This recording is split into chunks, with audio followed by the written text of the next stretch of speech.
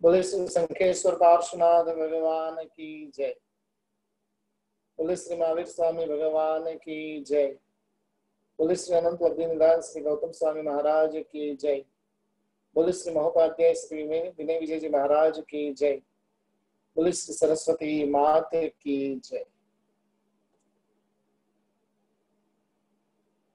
शांत सुधारस ग्रंथ,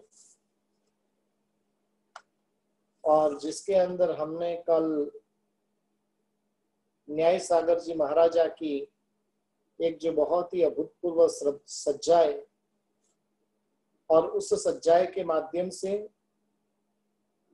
संसार भावनाओं को देखने का हमने प्रयास किया था। संसार कैसा रहा हुआ है, ये संसार का स्वरूप कैसा है, गर्भा अवस्था का दुख, जन्म अवस्था का दुख, युवानी, बुढ़ापा और मरण अवस्था, और ऐसे 5 प्रकार की अवस्थाओं का दुख देखने का प्रयास हमने उस सज्जाए के माध्यम से किया था। अब संसार भावना के अंदर कलय संसार मति दारुणम जन्म मरणादि भय भीतरे मोह रिपुणेह सगल ग्रहम प्रतिपदम विपत मुपनीतरे। और ये श्लोकों के माध्यम से विनय विजय जी महाराजा तीसरी संसार भावना का गान करते हुए कह रहे हैं कि हे जीव, मोह शत्रु ने तुझे गले से पकड़ कर रखा है। मोह रूपी जो शत्रु रहा हुआ है, और उस शत्रु ने तेरा गला पकड़ा हुआ है। जब कोई व्यक्ति गले को पकड़ता है तो कितनी भयंकर दशा होती है, और एक एक कदम पर वो तुझे सताने का काम कर रहा है। संसार भावना के अंदर यदि कोई हमें संसार में कोई दुखी करने वाला है तो ये मोह शत्रु रहा हुआ है। जन्म मरण आदि भय भीतरे, जन्म और मरण के भय से तो घिरा हुआ है, और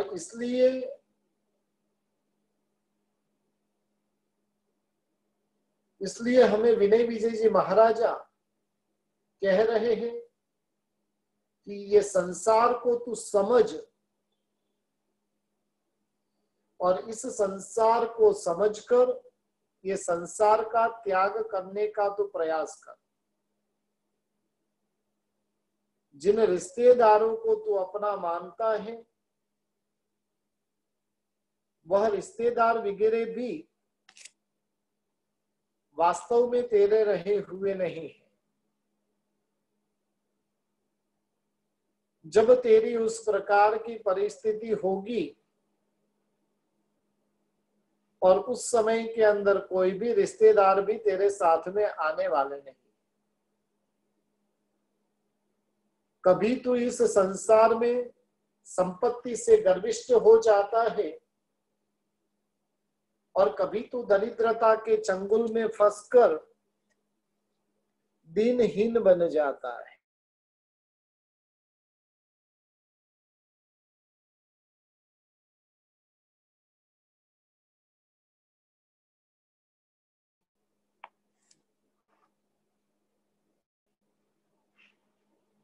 महात्मा हमें समझा रहे हैं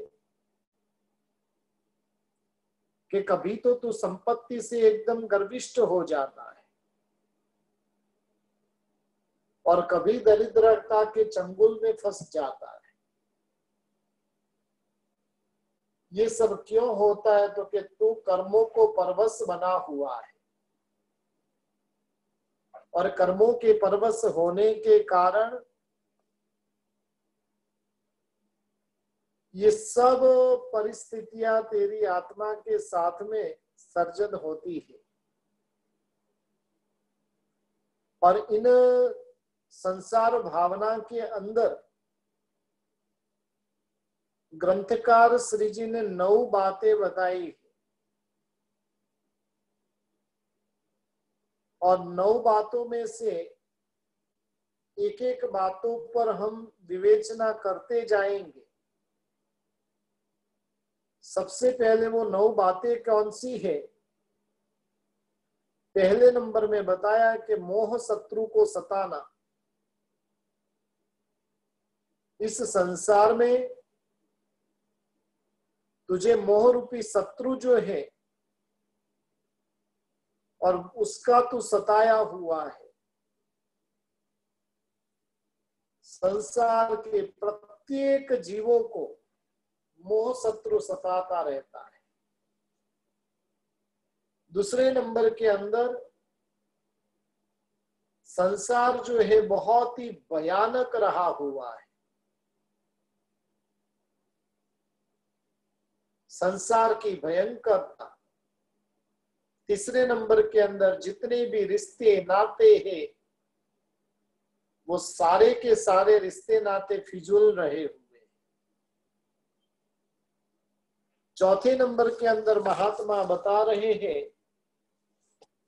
कदम कदम पर तुझे परेशानी रही हुई। पांचवें नंबर के अंदर संपत्ति से गर्व और दरिद्रता से दीनता आती है। संपत्ति जब आती है तब तो अहंकारी बनता है, दरिद्रता जब आती है तब तो दीन बन जाता है। आगे जाकर छठे नंबर के अंदर वो बता रहे हैं कर्म परवस्ता, कर्मों से परवस्तु बना हुआ है। इसमें तेरी मर्जी मुताबिक कुछ नहीं होता है, सब कुछ कर्म तुझे नाच नचा रहा है और वैसे तू नाचता जा रहा है। सातवें नंबर के अंदर हर जन्म में नया रूप। आठवें नंबर के अंदर संसार जो है वो एक रंगमंच है। संसार है एक रंगमंच है। और 9वें नंबर के अंदर बचपन, यौवन, बुढ़ापा और मृत्यु, यही तेरा संसार है। और ऐसी बहुत ही महत्वपूर्ण ये 9 बातें इन 4 श्लोकों के माध्यम से महोपाध्याय श्री विनय विजय जी महाराजा हमें बता रहे हैं। अब सबसे पहले नंबर में उन्होंने बात बताई कि मोह शत्रु का सताना। संसार के सभी दुखों का मूल वो मोह है।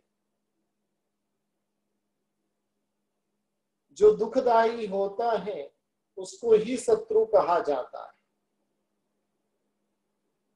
और सबसे बड़े दुख का कारण यदि कोई बनता है तो वो ये मोह बनता है। और इसलिए मोह को शत्रु के स्वरूप में बताया गया है।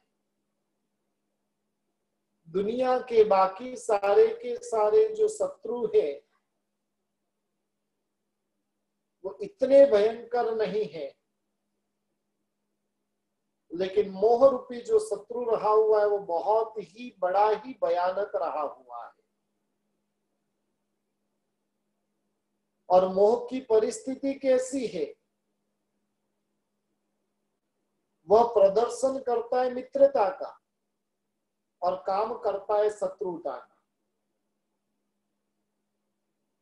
जगत में कई जीव ऐसे होते हैं जो मित्र बनकर साथ में आते हैं और वही व्यक्ति हमें दगा दे देते हैं। मोह का भी कुछ ऐसा ही काम रहा हुआ है।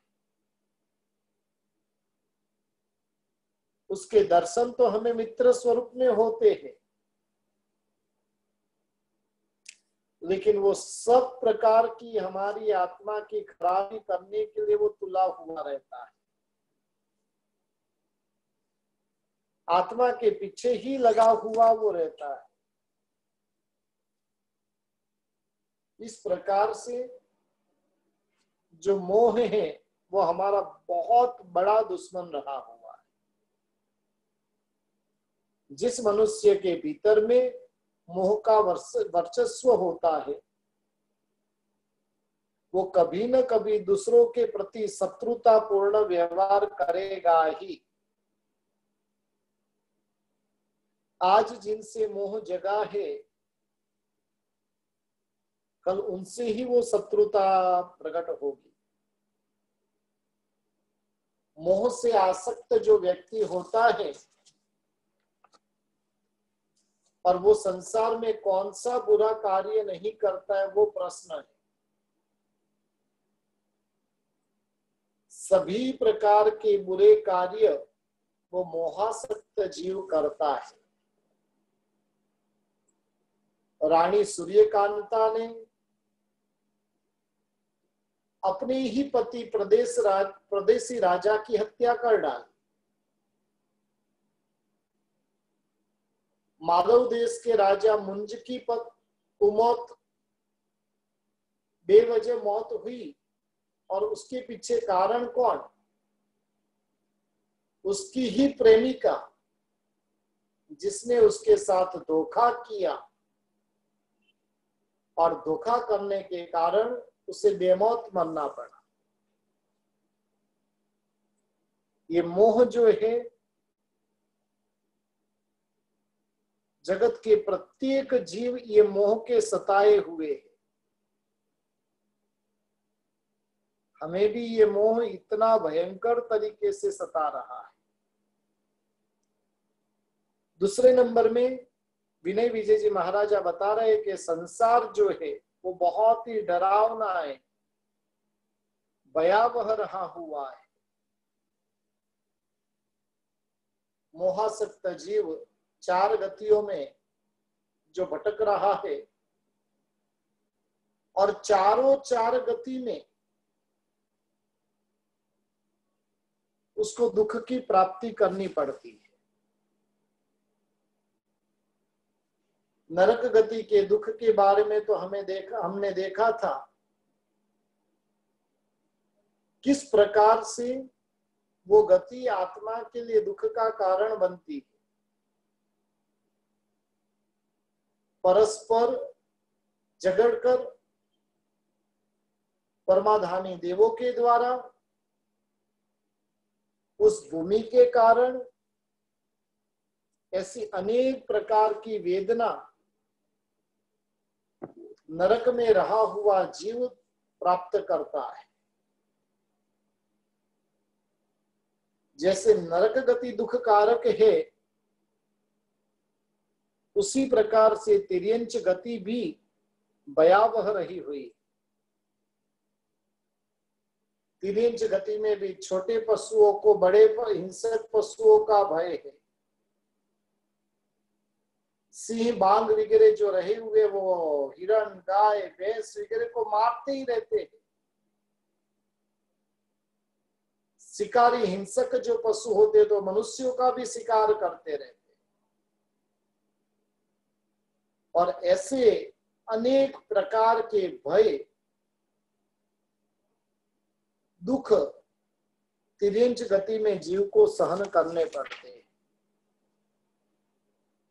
तिर्यंच गति के जीवों का सबसे बड़ा जो दुख होता है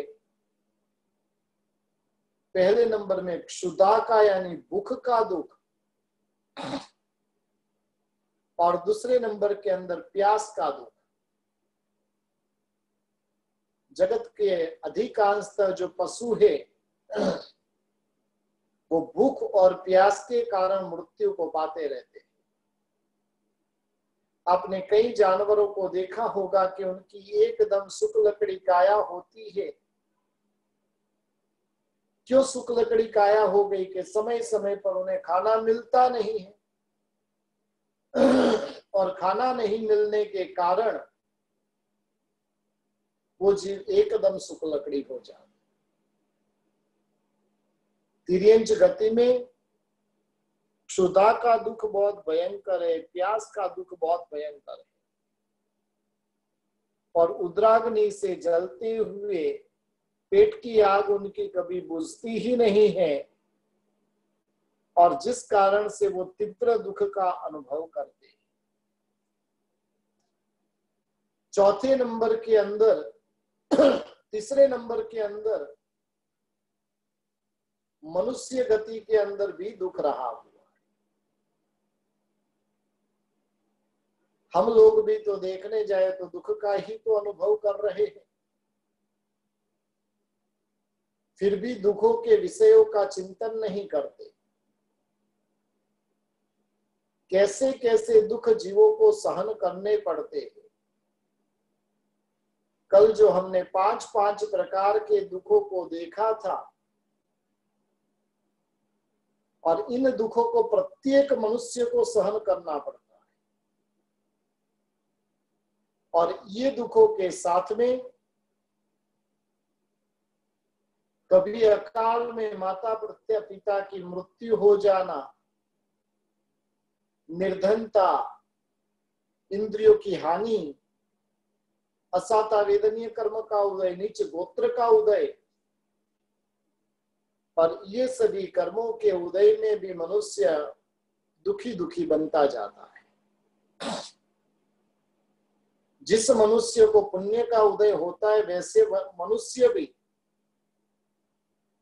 इष्ट का वियोग नहीं हो जाए, अनिष्ट का संयोग नहीं हो जाए, और उसके लिए वो दुखी रहते। जिनके प्रबल पुण्य का उदय है, और वैसे मनुष्य भी दुखी, क्योंकि उनके भीतर में इष्ट वियोग का दुख रहा हुआ है। भरत चक्रवर्ती जैसे श्रेष्ठ पुरुष को भी अपनी ही छोटी भाई बाहुबली से हार खाने का दुख सहन करना पड़ा था ना। सनत कुमार जैसे चक्रवर्ती को भी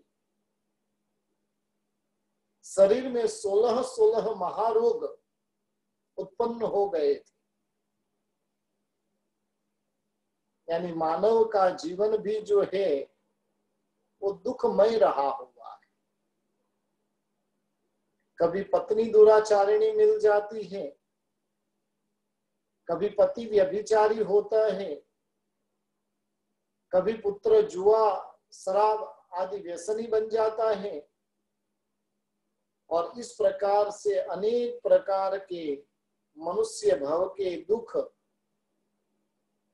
हम नजर के सामने प्रतिदिन दर्शन करते रहते हैं।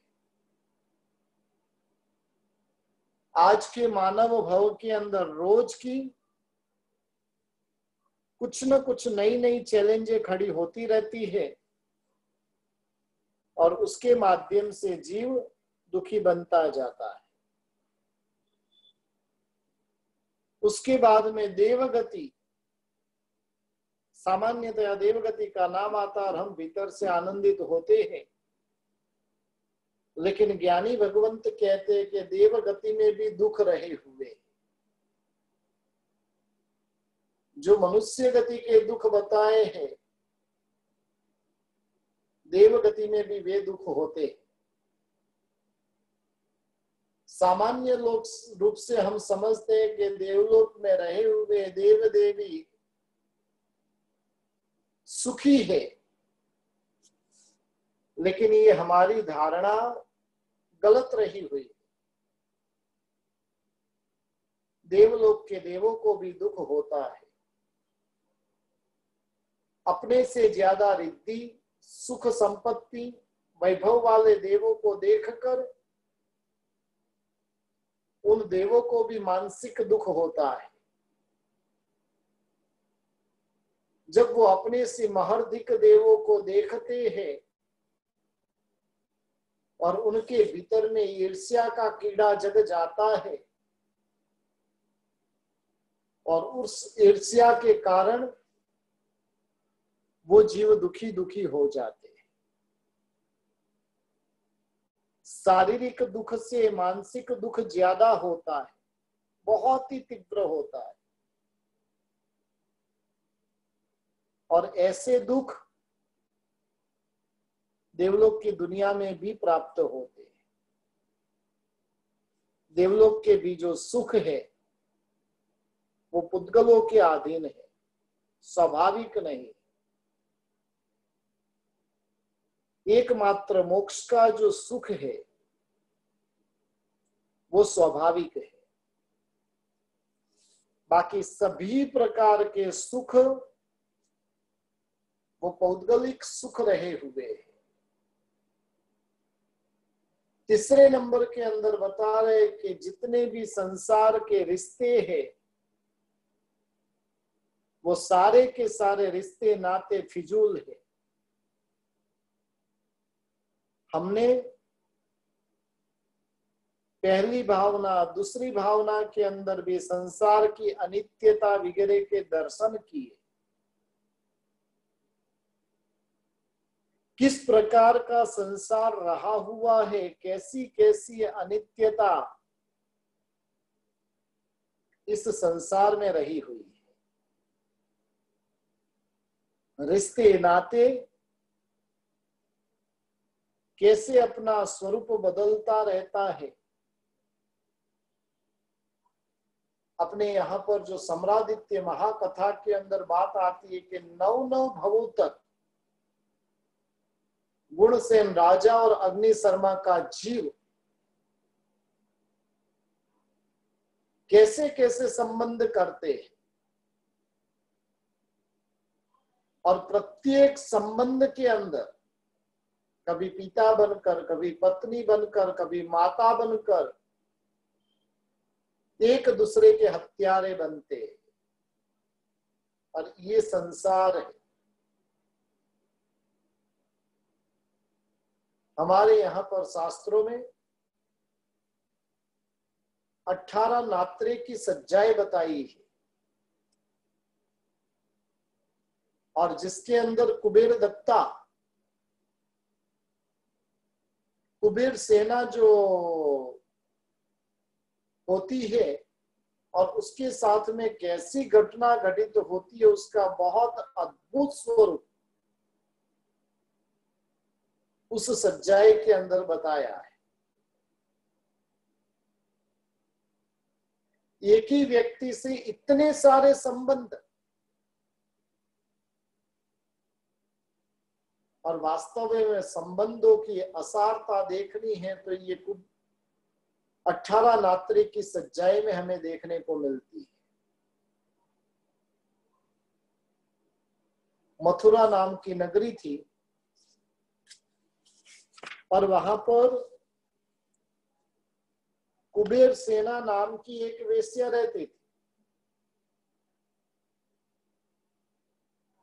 कुबेर सेना वेश्या ने एक पुत्र और पुत्री के युगल को जन्म दिया। बेटे का नाम रखा कुबेर दत्त और बेटी का नाम रखा कुबेर दत्ता। 10 दिन तक कुबेर सेना उनको स्तनपान वगैरह करवाती। अब अधिक समय तक वो जो स्तनपान वगैरह करवाए तो उसका शरीर बेडोल बन जाए और इसलिए थी वेश्या। अब ये संतानों को रखे तो रखे कहां पर। और आखिर में कुबेर सेना ने 2 पेटियां तैयार करवाई और उस पेटी के अंदर दोनों बच्चों को सुला दिया। दोनों के हाथों में अपने अपने नाम की एक जैसी ही सोने की अंगूठी पहनाई और उन्हें पेटी में बंद कर कर यमुना नदी के पानी में बहा दिया। वो पेटियां बहती बहती सौरीपुरी नगरी के किनारे पे पहुंचती है। सुबह सुबह के समय के अंदर 2 श्रेष्ठी घूमने के लिए वहां पर जाते हैं और वहां पर वो 2 पेटियों को देखकर खुश होते हैं। दोनों पेटियों को हाथ में लेने के पूर्व में कहते कि भी इसमें जो भी प्राप्त होगा उसको हम आधा आधा करेंगे। दोनों पेटियां उठाते तो एक पेटी में लड़का था, एक पेटी में लड़की थी। दोनों अपने घर पर उनको कर जाते। कुछ पुण्य का उदय था कुबेर दत्त और कुबेर दत्ता का, कि जिस कारण से उनका पालन ऐसे श्रेष्ठियों के घर पे होता है। लेकिन वहां पर पालन पोषण करते करते करते करते कितना ही समय व्यतीत हो जाता है। कुबेर दत्त और कुबेर दत्ता दोनों युवानी पर युवा अवस्था को प्राप्त करते हैं। दोनों के माता पिता सोचते हैं कि इन दोनों का विवाह हम करवा देते हैं। जो सगे भाई बहन थे और उनका विवाह हुआ। विवाह होने के बाद भी एक दूसरे के प्रति वासना प्रकट नहीं होती।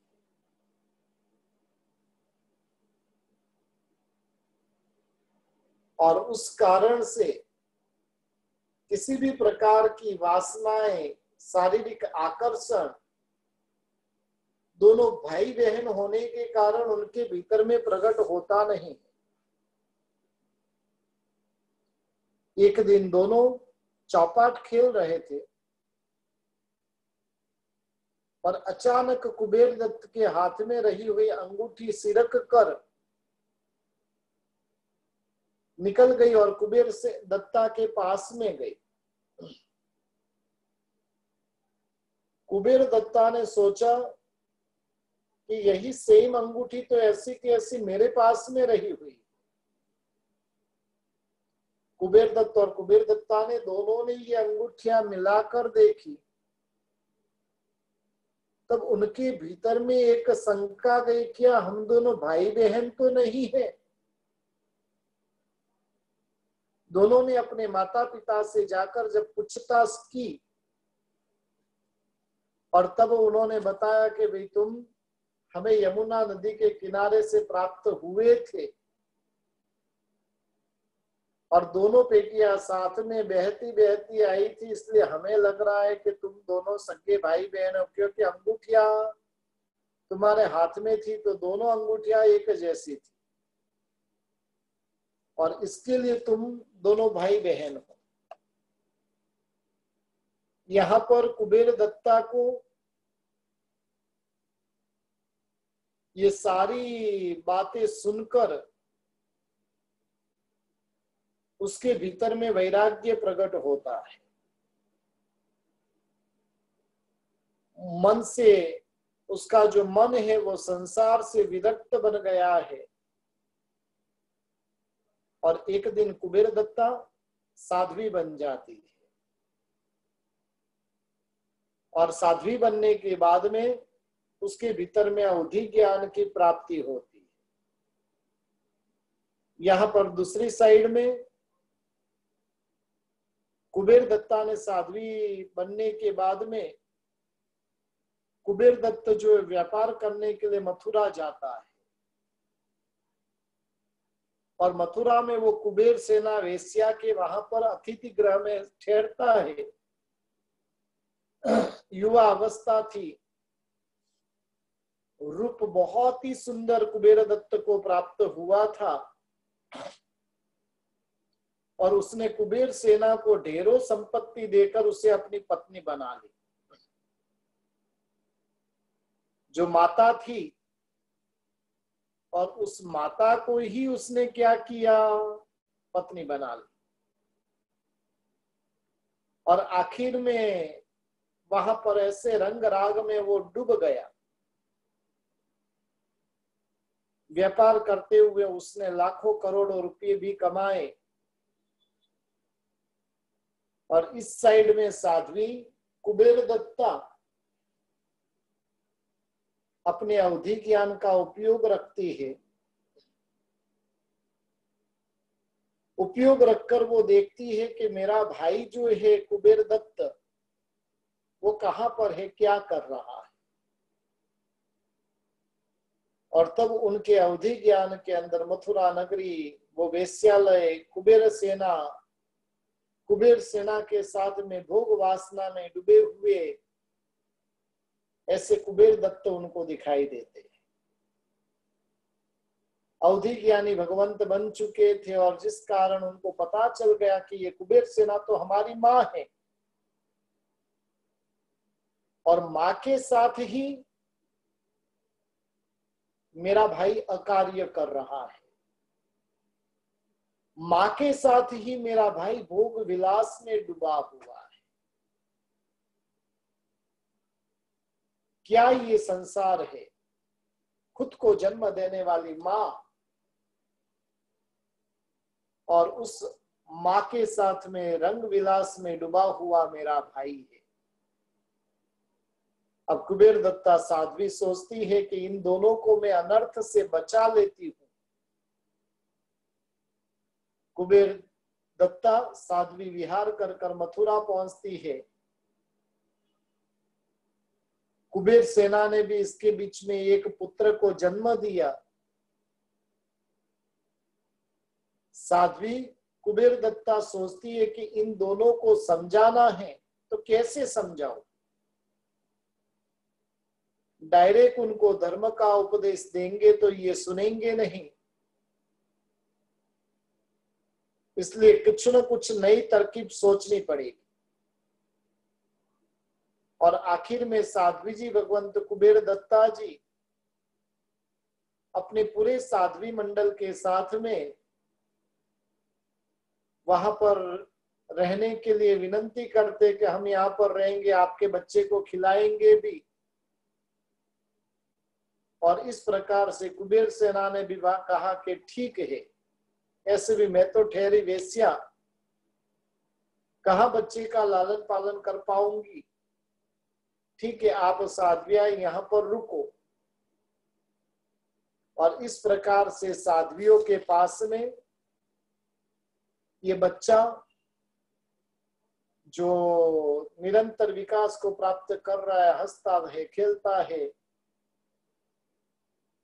साध्वी के रूप में रहे हुए कुबेर दत्ता को भी कुबेर दत्त पहचान नहीं पाता है, क्योंकि वेश पूरा परिवर्तन हो गया है और जिसके कारण कुबेर दत्ता को पहचान नहीं पाता है। लेकिन रोज के लिए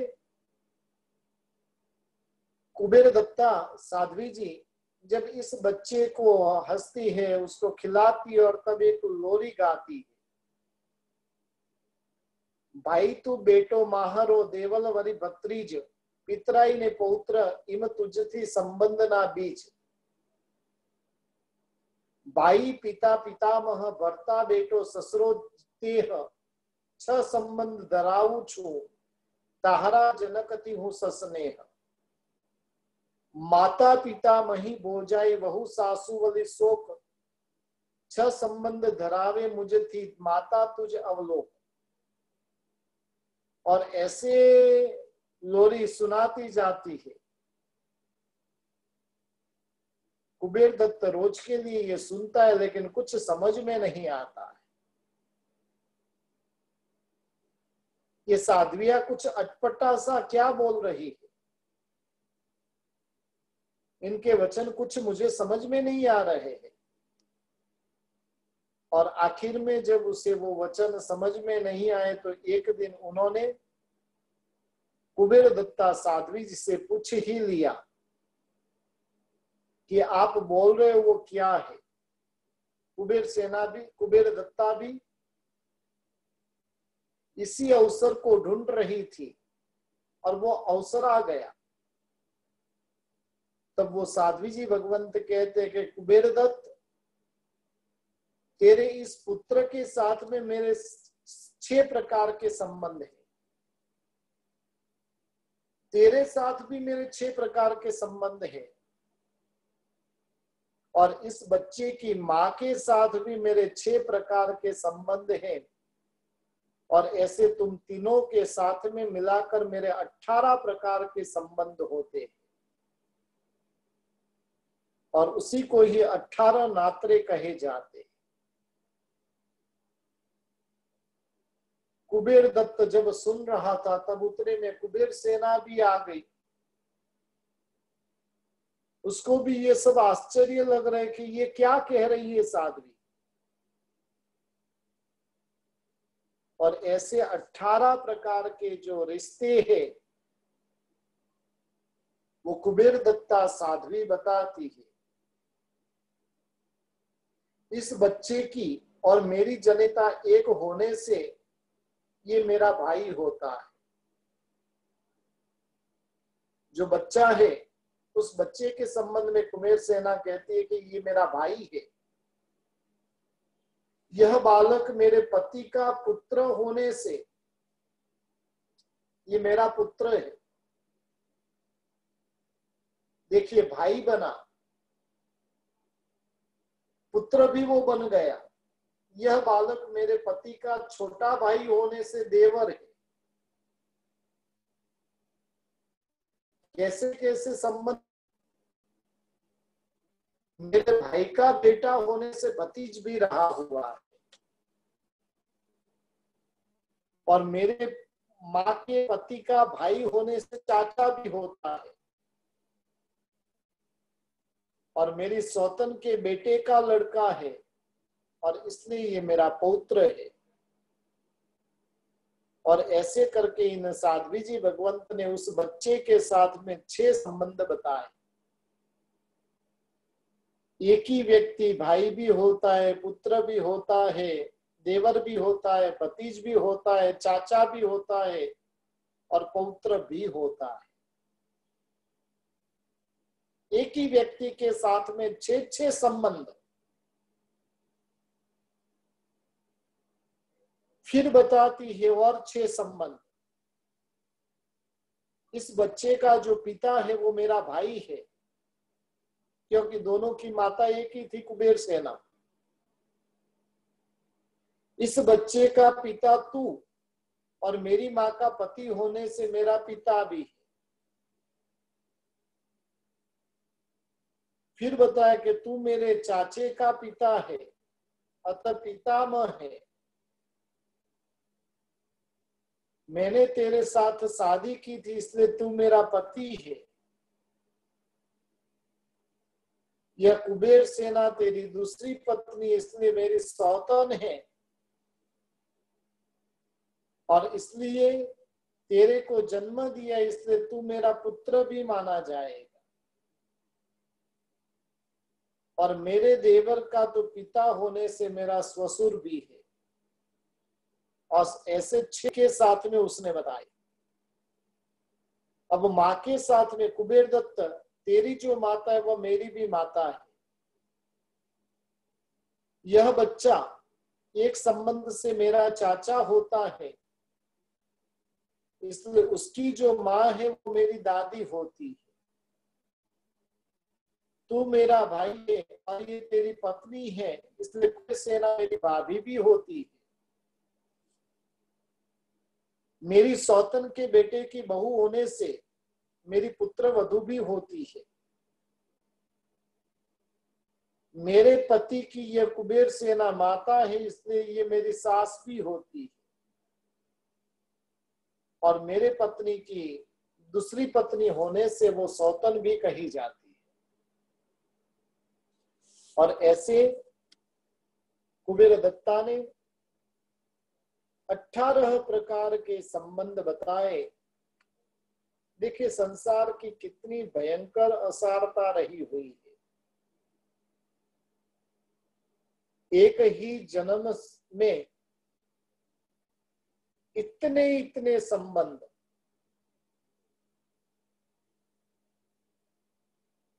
कितनी विषमता। और इस प्रकार से जब कुबेर दत्ता ने सारी बातें बताई तब कुबेर दत्त को पता चल गया कि ये तो मेरी बहन है। दोनों के पास में जो कपड़े में बंधी हुई जो अंगूठियां थी वो बताई। कुबेर सेना को भी पता चल गया कि ये मेरी दोनों संतान हैं। कुबेर दत्त, कुबेर सेना सब फुट फुट कर रो पड़े हैं। आखिर में कुबेर दत्त ने वैराग्य पाकर अंगीकार की। कुबेर सेना के ऊपर पुत्र के पालन की जवाबदारी थी। जवाबदारी होने वो दीक्षा तो अंगीकार नहीं कर पाई, लेकिन उसके जीवन के 12 व्रतों को स्वीकार किया। और साध्वी जी भगवंत कुबेर दत्ता भी वहां से विहार कर कर अपनी आत्मा साधना के अंदर आगे बढ़े। और ऐसे तो संबंध हमारे भी इस संसार में कैसे कैसे किस किस प्रकार के संबंध हुए हैं। गत जन्म की माता इसी जन्म में पत्नी बनती है। जो हमारा पति है वही कभी हमारा भाई रहा हुआ था। और ये वास्तव में संबंधों की असारता रही हुई है।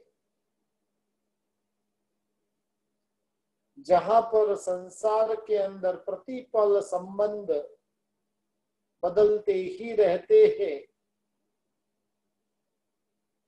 और वैसा ये संसार रहा हुआ है। और इसलिए रिश्ते नाते जो भी रहे हुए हैं वो रिश्ते नाते फिजूल है। इस प्रकार से ज्ञानी भगवंत हमें बता रहे हैं। आगे जाकर बता रहे कि संसार में कदम कदम पर परेशानी रही हुई है। किसी को रहने के लिए घर नहीं मिलता है, किसी को पहनने के लिए वस्त्र नहीं मिलते हैं, किसी को खाने के लिए भोजन नहीं मिलता है। और ऐसे तो कई प्रकार की परेशानियों का सामना इस संसार में करते रहना पड़ता है।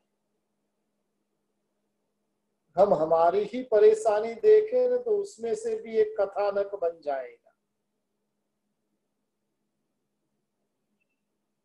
और जितने भी हैं सब एक एक अपनी आत्मकथाएं लिखे।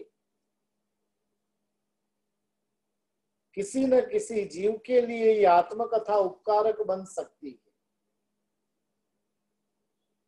जैसे अभय कुमार के लिए वो 4 आत्मकथा, 4 मुनियों की आत्मकथा उपकारक बन गई।